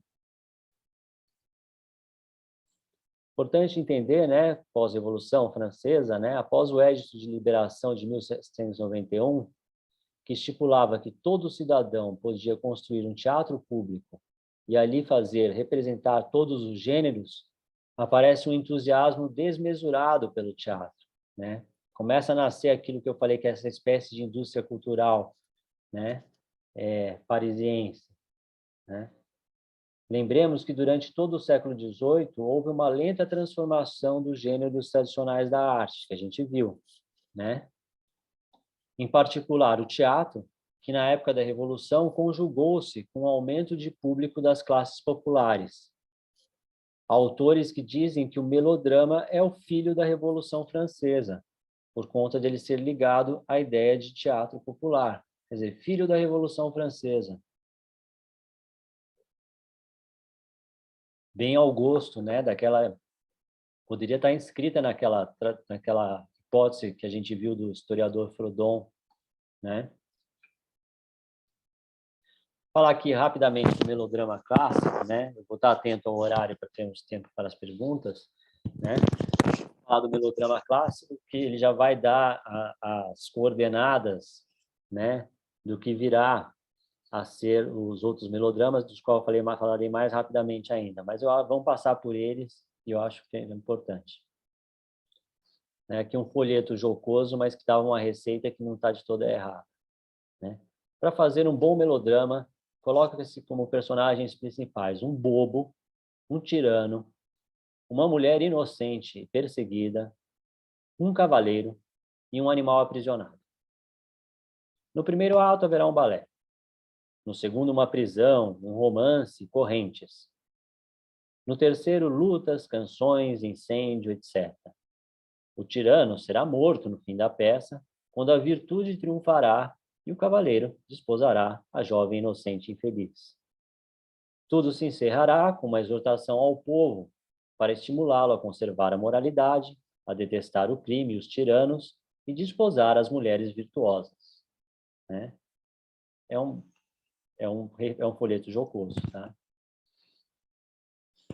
No artigo de 1823, né, escolhido pelo Thomasson, né, o interesse do melodrama se sustenta na seguinte base: vê-se ali um opressor e uma vítima, um poderoso malfeitor que abate a fraqueza e a virtude até o momento em que o céu se manifesta a favor do inocente e fulmina o culpado, né?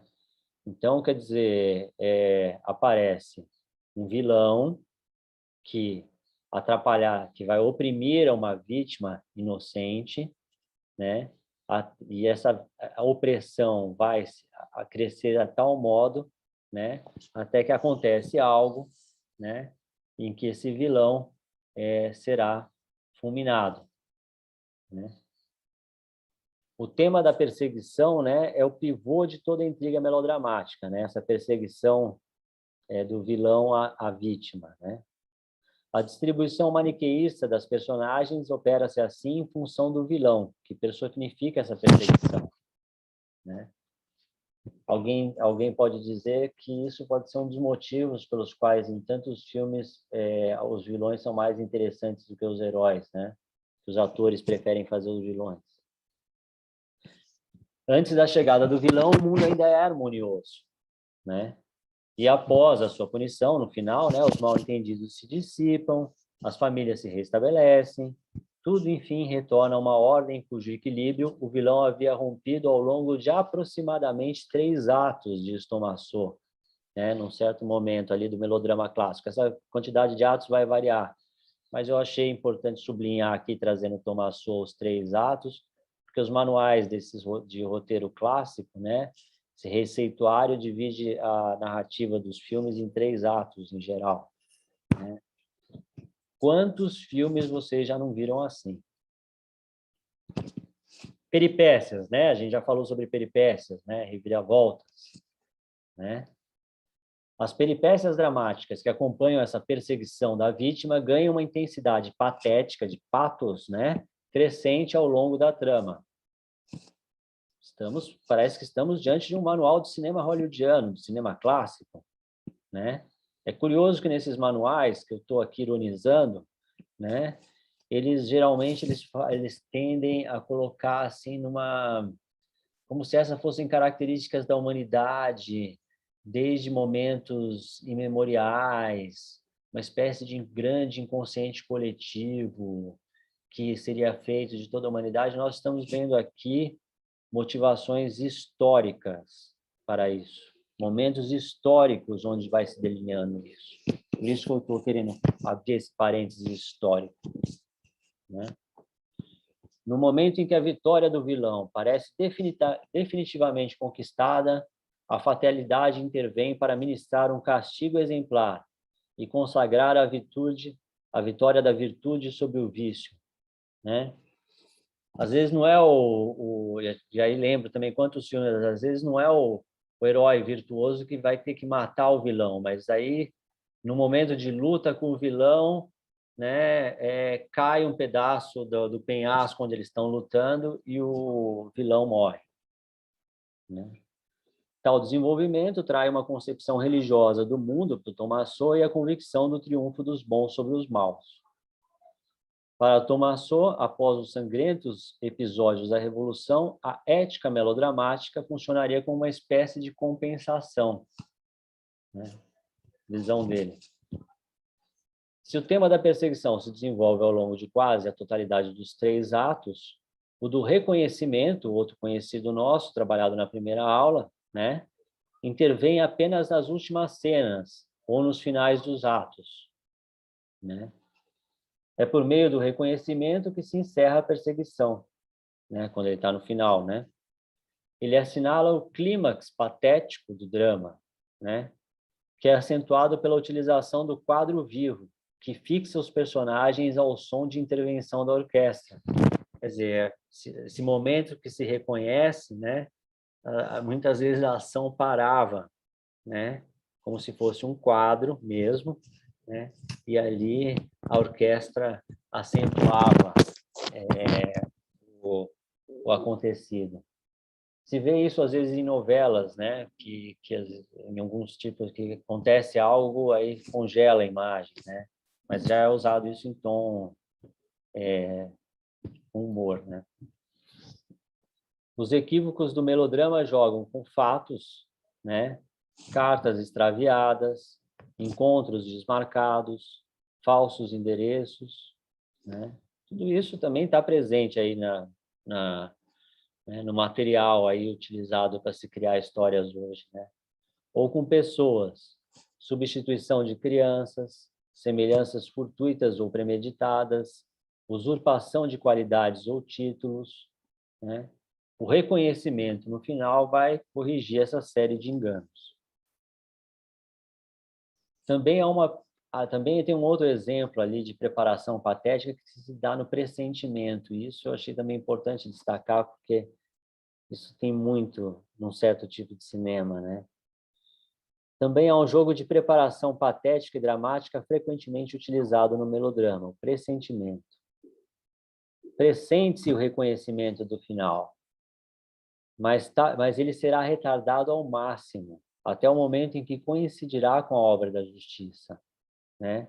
É como se aquele reconhecimento que a gente sabe que vai acontecer, o personagem sabe, pressente, né? Mas ele é adiado. A perseguição mantém o suspense. O reconhecimento é aquilo que retira o suspense bruscamente. Quanto mais rápido ele retira, mais patos, né? Mais energia, poderia dizer, de terror, né? Mais patético é o poder, mais o patético é poderoso. No melodrama, é menos o trágico que se procura suscitar, é mais o patético, a sensação, o sensacional, né? Daí que muitos veem uma espécie de degenerescência, né, do trágico. No melodrama clássico, né, ao contrário do que a gente poderia imaginar pelo que a gente conhece que foi associado à palavra melodrama posteriormente, no melodrama clássico, o desenvolvimento das intrigas amorosas fica em segundo plano, né? Está abaixo do senso de honra, né, ou do amor filial ou maternal. Quer dizer, a honra está acima das intrigas amorosas, né? O amor na família, né? Veja a importância da família. Após 1815, sob a pressão da sensibilidade romântica, os melodramas começam a dar mais importância aos amores infelizes. Vejam que a gente está falando de melodrama como meta, né? Se constituindo como uma espécie de metagênero que será apropriado e diversificado em diversos gêneros dentro do cinema, né? Personagens. Existem os bons e os maus sem nenhum compromisso possível entre eles. Para identificá-los, usa-se da aparência física, da gestualização, da caracterização feita por personagens secundários, da frase musical particular que anuncia a entrada de cena, né?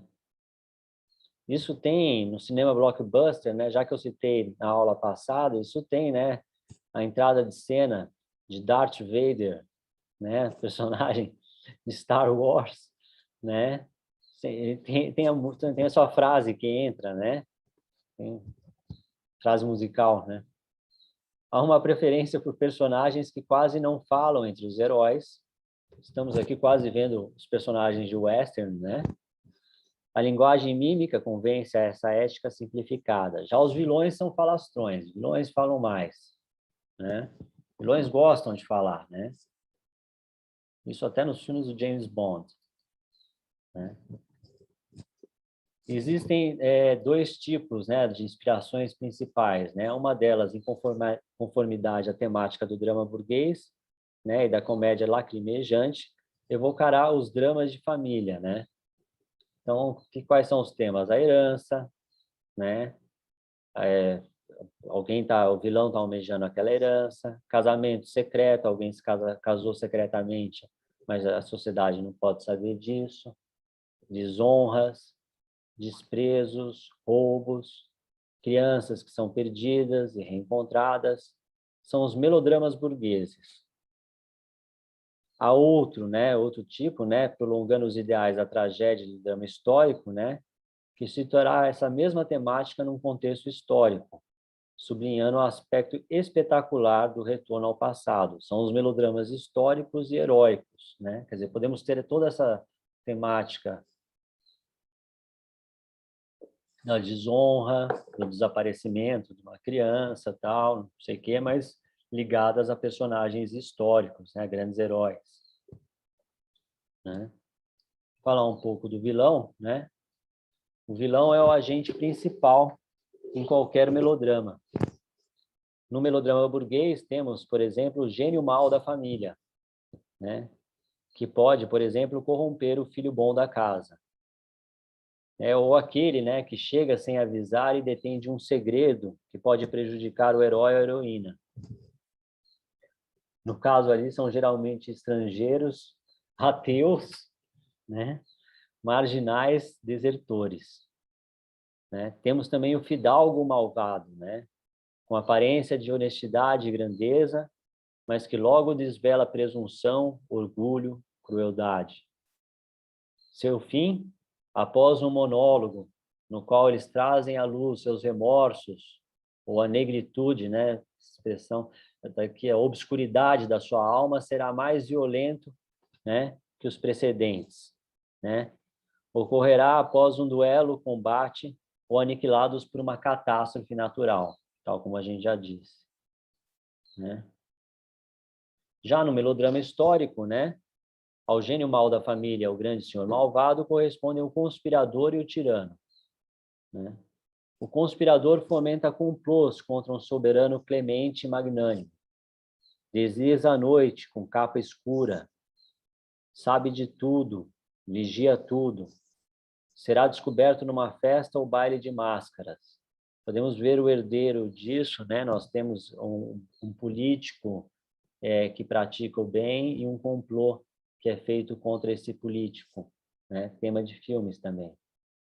O tirano é mais ambíguo no caso do melodrama histórico, né? Personagens de contrastes, ao mesmo tempo benevolentes e brutais, geralmente terminam por corrigir e tornar-se monarcas modelares, né? E aí chegamos a um tema que eu acho que é talvez um dos mais importantes aí para caracterizar, né, que é a inocência perseguida, né? Dando continuidade, né, à bondade natural, ao herói virtuoso, né?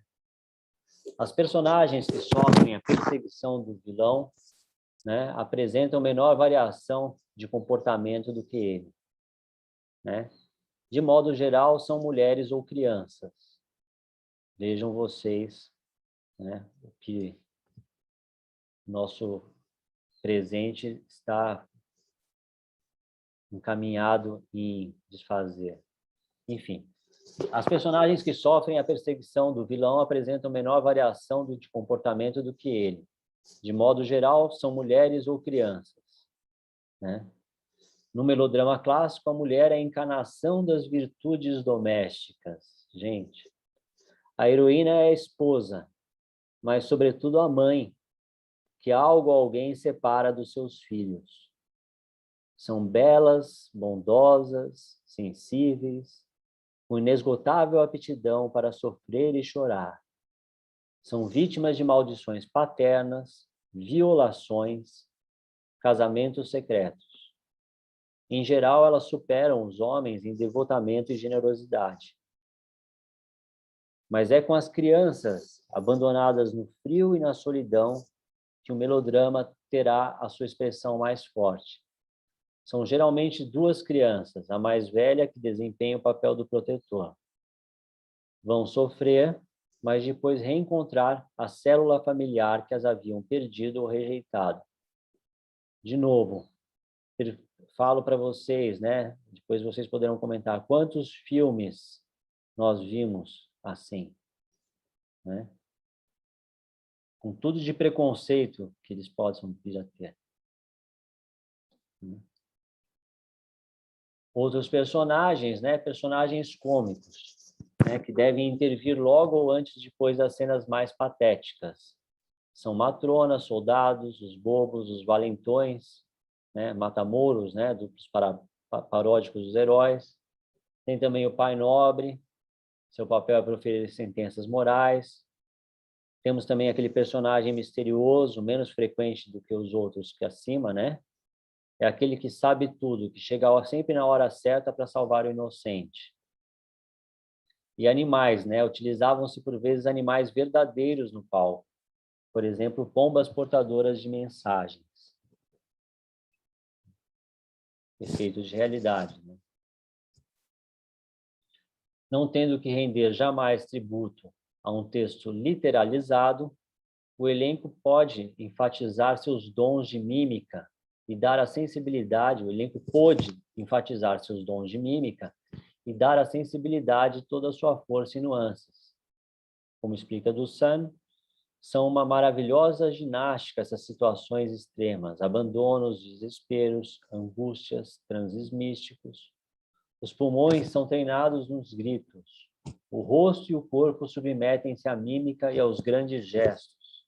Aprendizagem violenta que evoca o rude exercício de barra, por meio do qual se formam os dançarinos. Quer dizer, para se aprender, né, um novo modo de interpretação, um diferente modo de interpretação que se coloca ali, muito diferente da tragédia clássica francesa, tal como nós a vimos, né, antes. Né? Aí existem alguns possíveis tipos de monólogos, né? Em geral, às vezes, no começo do primeiro ato, dado a necessidade de explicar ao espectador as numerosas peripécias que precederam o início da intriga, né? Pode reaparecer ao longo do drama, quando a situação está ficando muito emaranhada, né? Isso equivale, né, no cinema, àquele letreiro inicial, né? Que fala que o que está acontecendo, né? Blade Runner tinha isso, né? Por exemplo. O monólogo do vilão, que serve para suscitar e manter o patos, que depois de mentir para todas as personagens, diz a verdade ao público, né? E o monólogo da vítima, né? Que lamenta, né? Que se lamenta, que invoca a previdência, né? A providência, né? Com trêmulos de orquestra e reticências no texto, né? Um dado importante aí a respeito da característica moral desses melodramas, né, Pixel Recur escreveu: foi com ideias religiosas e morais que me lancei na carreira teatral. Esse que é o considerado aí o autor do primeiro, né, melodrama. Os ideais didáticos e sociais desse teatro ensinam que o sentimento purifica o homem e que a plateia se acha melhor ao sair de um melodrama. A abnegação, o gosto do dever, a aptidão para o sofrimento, a generosidade, o devotamento, a humanidade são as qualidades mais praticadas no melodrama, junto com o otimismo e uma confiança inabalável na providência, que ajudará aquele que souber ajudar a si mesmo.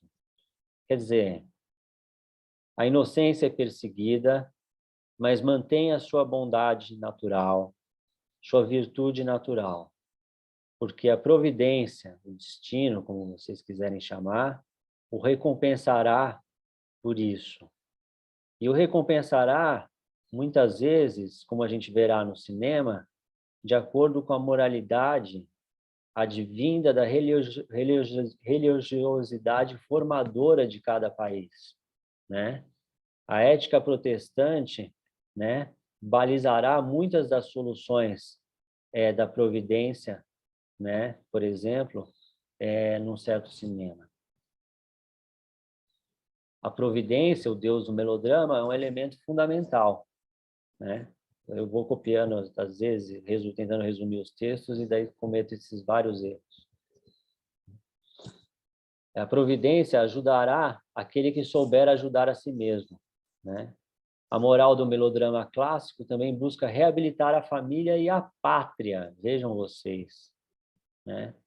Aquele monte de bandeiras dos Estados Unidos nos filmes norte-americanos. Enfim, a moral do melodrama clássico também busca reabilitar a família e a pátria. Pode ensinar a necessidade da hierarquia social, o devotamento incondicional do servidor ao patrão, do soldado ao chefe, né? E até mesmo servir como agenciador de novos recrutas para os quadros da grande armada. Essa moral conservadora, né, desse melodrama clássico que a gente situou aí até 1823, tem mudanças e voltas ao longo da história do melodrama, né? E aí eu acho que é importante também entender uma dimensão do melodrama, né? O que eu vi os melodramas fazerem foi, na falta do culto, substituir as instruções do púlpito e lançar, de forma atraente, a qual não faltava jamais o efeito cênico, lições graves e proveitosas na alma dos espectadores.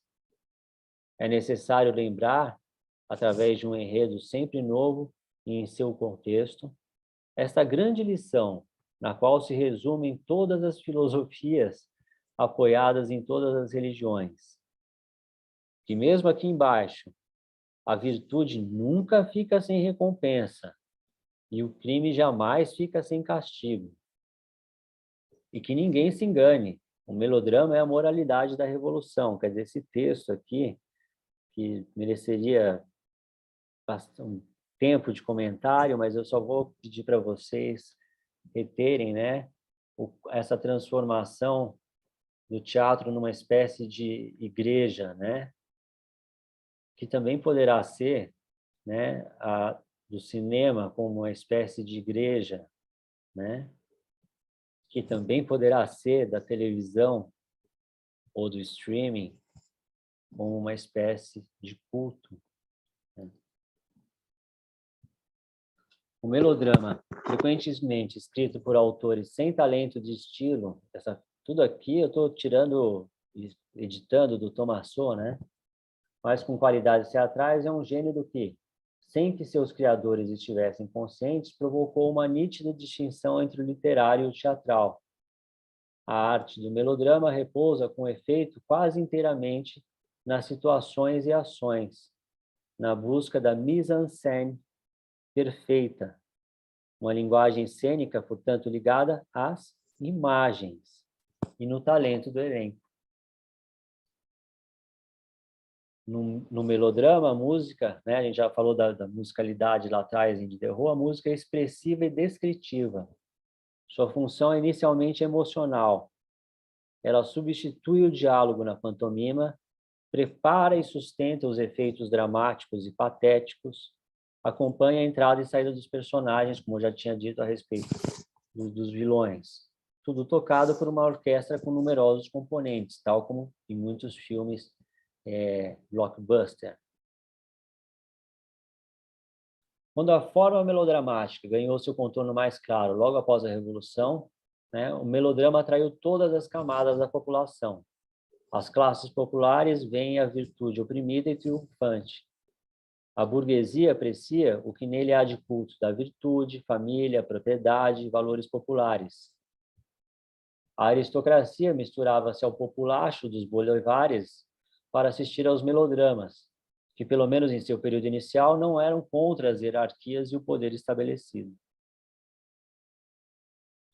Eu quis colocar, assim, e talvez tenha me alongado aqui um pouco na apresentação do melodrama clássico, porque eu acho importante para entender todas as características, né? Eu acho que foi suficiente falar sobre ele para vocês entenderem das múltiplas características que o cinema foi herdando, ou de um certo cinema foi herdando, né? A partir de quando ele foi se constituindo enquanto tal, né? Depois do melodrama clássico, a gente tem o melodrama romântico, né? O melodrama diversificado, né? Tal como o Thomason divide, sendo que a partir de 1825 o termo melodrama passa a ser empregado mais pelos críticos, em geral em tom pejorativo. Parte dos dramaturgos abandonam o termo, eles já não põem melodrama, né? Mas o que eu quis dizer, ao usar essa classificação do Thomason desse melodrama, que começa em 1800 e vai até 1914, é justamente porque tem características, né, como eu disse, importantes para a configuração do que vem a ser o cinema clássico, né? Aí teremos, eu não, até pelo horário, para que dê tempo para as perguntas, eu vou pular um pouquinho, né? Como é no melodrama romântico, vão entrar personagens diferentes, piratas, corsários, né? Novos tipos sociais vão entrar, né? O adultério passa a fazer parte do melodrama, né? Depois, né? Teremos no período do melodrama diversificado, né? Desculpem, eu vou ler o anterior porque eu acho que vai ajudar a entender alguns personagens, sobretudo das séries que são baseadas na gramática do cinema clássico, né? De fato, o melodrama mudou. Durante o período romântico, de 23 a 48, o tédio e a lassitude de viver e, eventualmente, o suicídio passam a se fazer presentes. O casamento desaparece e dá lugar a relações menos estáveis e mais passionais. O adultério, quase banido do antigo melodrama, passa a ser pouco a pouco uma temática essencial, neste caso até o final do século, né? E, aliás, toda uma quantidade de melodramas até hoje tem essa questão casamento versus adultério, né? Bandidos sonhadores, piratas, corsários ingênuos transformam-se em heróis, vejam vocês, né? Novos tipos sociais aparecem, banqueiros, advogados, né? Lembra que Diderot estava falando de colocar novos personagens, né? Advogados defensores dos oprimidos, médicos dos pobres, artistas desconhecidos, operárias e operários, né? Obras romanescas, romances, melhor dizendo, deixam sua marca nos temas e personagens. Balzac, por exemplo, vai influenciar, quando não são simplesmente adaptadas, né? É quando surge o tipo literário e social mais pujante do século XIX, Roberto Macário, né? Essas aspas aqui são por causa do Thomason, que é um personagem fanfarrão e cínico, que levava ao ridículo todos os valores. Essa ideia do personagem cínico que leva ao ridículo os valores também está muito presente em uma certa dramaturgia contemporânea, né? Como dramaturgia audiovisual contemporânea. Já no período do melodrama diversificado, né, Tomassot divide em melodrama militar, patriótico e histórico, né? Quase poderíamos falar em filmes de guerra, com perdão do anacronismo, né? Estou usando mais de uma vez, mas estamos construindo aqui algo que será importante adiante, né? Poderíamos quase falar de filmes de guerra, né? E filmes históricos. Melodrama de costumes e naturalista, né? Quase poderíamos falar do melodrama, como se chama melodrama no cinema, né? Douglas Sirk, né? Ou dos filmes do Douglas Sirk, ou como se chama os que hoje se fala drama, né? Nos catálogos de streaming. Melodrama de aventuras de exploração, quer dizer, filme de aventuras, poderíamos dizer, né? Melodrama policial e judiciário, filme policial, né? E filme de tribunal, né? Então, muitos elementos ali estão colocados já, né? Na época do melodrama diversificado, buscou-se enriquecer o aspecto ocular, ou seja, visual dos melodramas, contando com truques nos quais a própria intriga se organizava em torno de inovações técnicas espetaculares e originais. Se alguém está lendo nisso, vamos ver aquele filme por conta dos efeitos especiais, é exatamente isso. Viu-se assim aparecerem as últimas invencionices da ciência, o magnetismo e o hipnotismo tiveram uma bela carreira nos bulevares, novos meios de transporte, como o trem e o barco a vapor, poderíamos dizer a nave espacial agora. Por outro lado, esses mesmos transportes modernos modificaram a vida dos espectadores, facilitando o acesso ao espetáculo da capital. É isso que eu estou chamando. Quer dizer, milhares de espectadores viam esses melodramas, né? Eram milhares de pessoas, que daquilo que o Diderot imaginava, etc. Muitos melodramas alcançaram, através de sucessivas centenas de encenações, né? Isso também foi possibilitado porque Paris, transformada na capital da modernidade do século XIX, né? Permitiu o acesso era permitido por meio de novos meios, era permitido o acesso por novos meios de transporte. Entre os efeitos especiais, eu acho importante destacar aqui, só para vocês terem uma ideia, né? Por exemplo, uma personagem subia uma escada, então o cenário abaixava-se lentamente, entrando no chão, né? Então você tinha um cenário de 3 andares, né, que passavam sucessivamente diante do público. Isso impressionava, né? As pessoas iam pelo efeito. Nos melodramas de aventura e exploração, procuravam-se cenários espetaculosos e truques. Uma parte da história se passava sob a água, outra no centro da terra.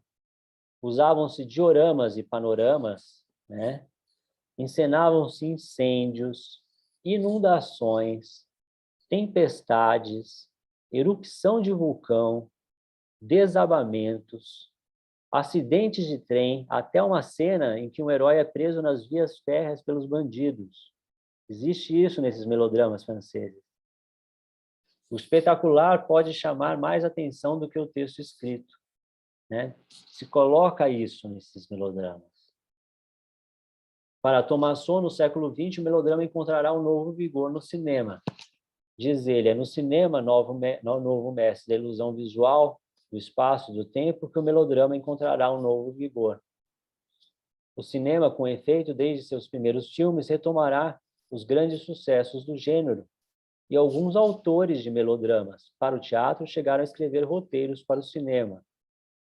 Encontramos, assim, os prolongamentos da estética melodramática nos filmes de espionagem, de capa e espada, e, sobretudo, nos westerns, diz ele, que retomam para si os efeitos, os estereótipos e a tipologia do gênero. Né? França e melodrama, diz o Tomassot. É necessário notar que a criação do gênero melodramático foi um fenômeno estritamente francês, que se espalhou, pelo menos desse modo como nós estamos definindo, né? Que se espalhou rapidamente pela Europa, Inglaterra, Itália, Alemanha, Portugal, Holanda e Rússia e pelo Novo Mundo, onde foram traduzidos e adaptados os sucessos do Boulevard do Crime, essa região de Paris, onde chamada Boulevard do Crime, apelidada, né? que era onde eram encenados os melodramas, né? Então, considerados com isso, né? O Zonde disse: a importância de Diderot para o drama burguês, como autor e teórico, não é superada por nenhum outro. A França influenciou o mundo com sua teoria do drama. Frodon, o que disse? A França tem feito algo completamente diferente no cinema por causa da Revolução Francesa e por causa desses sonhos de projetar para o mundo e para si, de projetar algo para o mundo e para si mesma, o que chamamos de Lumière, né? Les Lumière. Isto é, os Lumière inventaram o cinema e antes existiam as luzes, no sentido da Revolução Francesa, da enciclopédia de Kant, etc. Né? Ou mesmo a outra afirmação: chega de polêmicas vãs. A França inventou o cinema, porque era seu papel, ou caso se prefira, porque ela tinha necessidade de realizar o que considera seu papel, iluminar, éclairer os povos do planeta e conduzi-los pelos caminhos da liberdade e da igualdade. A França inventou o cinema com a finalidade de continuar a Revolução Francesa, que se quer universal, né? Ou seja, a gente viu a influência da teoria do drama, de Diderot. A França influenciou o mundo. A criação do gênero melodramático, como fenômeno francês, que se espalhou pelo mundo. A França, que inventou o cinema, com a finalidade de continuar a Revolução Francesa, como disse Frodon. Por que estou separando esses argumentos todos e utilizando alguns elementos da história, né, para falar da filosofia e depois para entrar nos filósofos aqui? Por quê? Como eu disse no início da primeira aula, o interesse da minha pesquisa de pós-doutorado, quer dizer, o objetivo da minha pesquisa de pós-doutorado e que inspirou esse curso é descobrir por que a filosofia francesa tem uma relação singular com o cinema, né? Ou melhor dizendo, por que a filosofia na França tem uma relação singular no cinema, com o cinema. Acho que esses elementos nos ajudam a entender isso, né? Desculpem ter demorado, portanto, agora vamos abrir para as perguntas.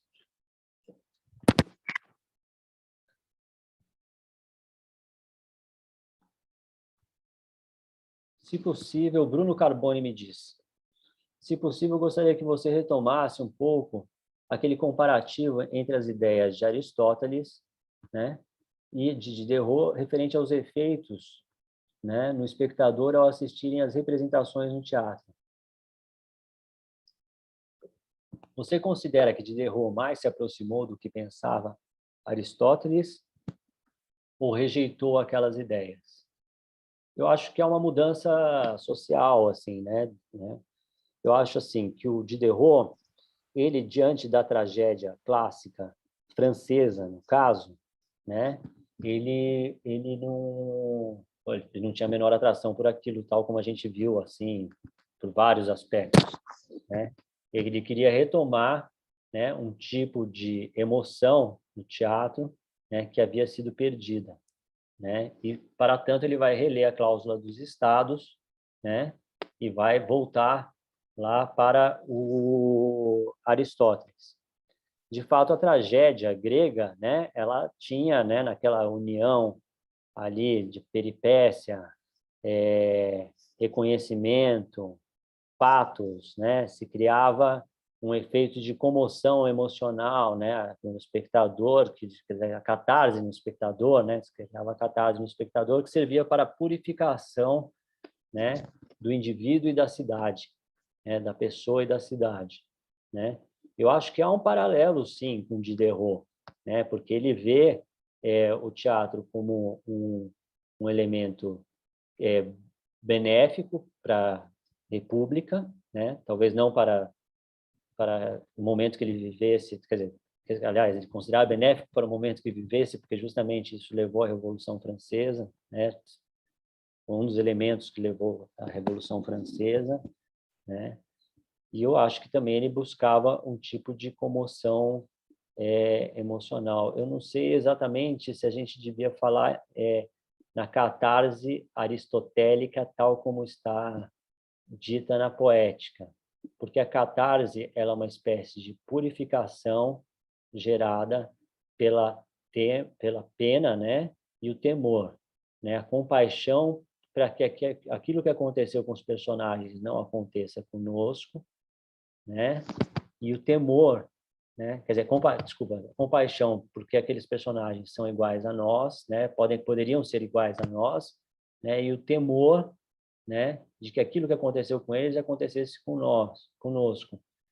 Eu acho que o teatro do Diderot produz um tipo de identificação, almeja produzir um tipo de identificação entre o espectador e o público, mas não somente pela compaixão, né? Não somente pelo terror, mas também por uma identificação com a classe social, né? Com uma identificação com a verossimilhança, né? O efeito de realidade que se produz diante do palco, que se produz no palco, assim por diante, né? Enfim, assim como vejo, espero ter respondido à sua pergunta. Caro Bruno. Quem mais gostaria de fazer perguntas? Acho que poderíamos ter uns 5 minutos a mais de aula aí para a gente abrir umas perguntas. Quem quiser quem puder, quem não puder ficar após o meio-dia também, é só deixar aqui o seu nome, eu coloco na lista de presença. Mas quem quiser permitir.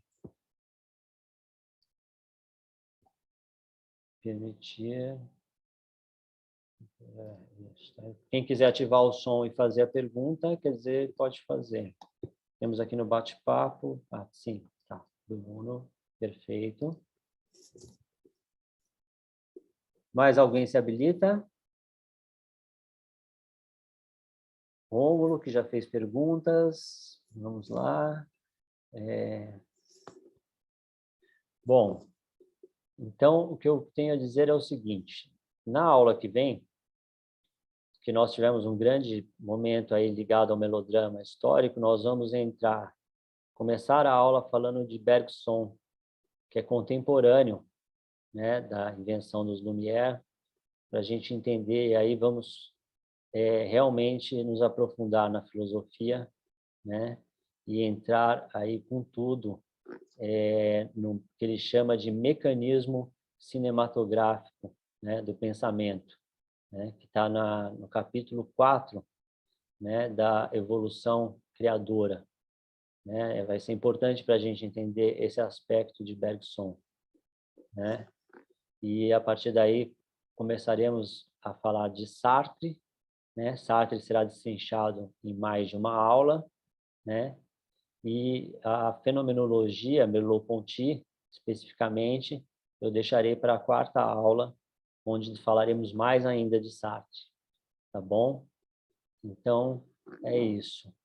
Espero que tenha ficado claro para todos, né? E agradeço muito a presença de vocês. Foi um prazer estar aqui com vocês. Um grande abraço.